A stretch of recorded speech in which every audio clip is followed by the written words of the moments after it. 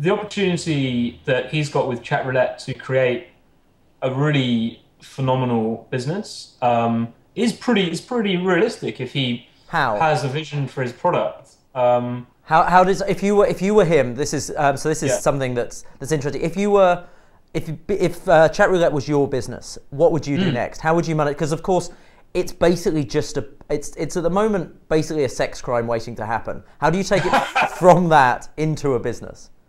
How do you know there haven't already been crimes committed there? Well, okay, you're right. It could be a sex crime waiting to be discovered. I'm not prejudging whether the sex well, let's crime hope not. has Let's hope happened not. or is not. If anyone is affected by the issues raised in this program, there will be a helpline number at the end.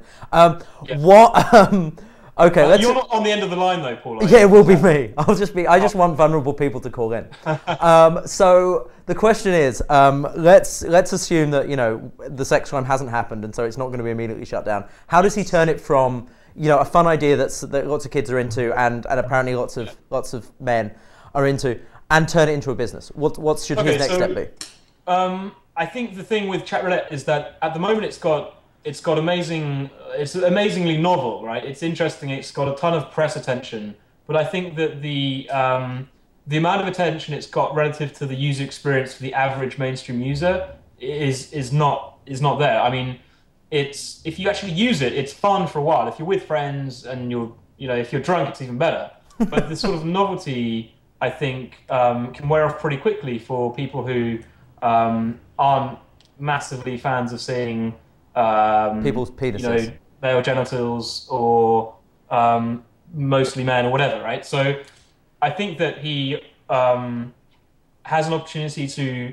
I think the broader thing is that people are interested in the excitement that Chat Roulette offers, right? So I think this is what the web used to be about.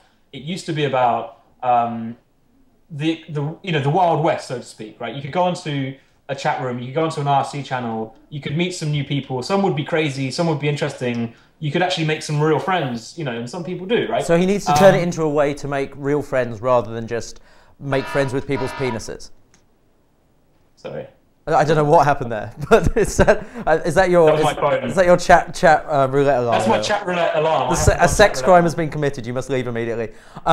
So your message then is he needs to find a way to turn it from the penis fest it is now into a way to allow people, a sustainable way for people to build relationships and meet new friends online.